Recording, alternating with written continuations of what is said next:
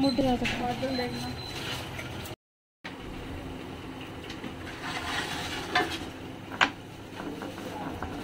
मानू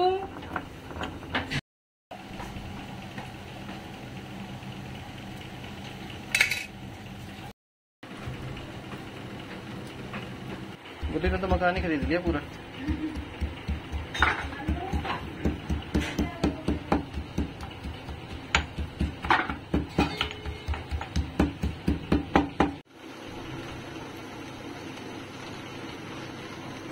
तेज बारिश है।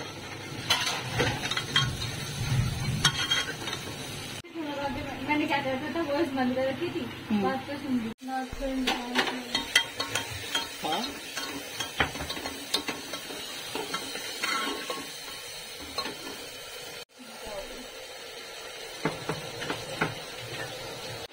टमाटर नहीं डलता होता इसमें। क्यों? मेरी मर्जी। मर्जी से नहीं डलता कि सच में नहीं डलता? मेरी मर्जी, क्या को दिया तेरे को? तेरे को नहीं, आपको।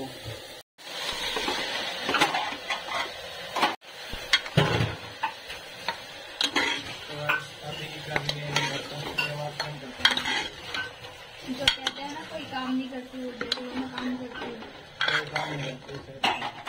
क्या गुंज आवाज कम कर, थोड़ी आवाज नहीं आती है।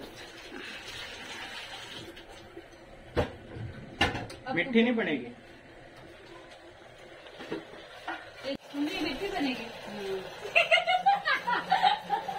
अब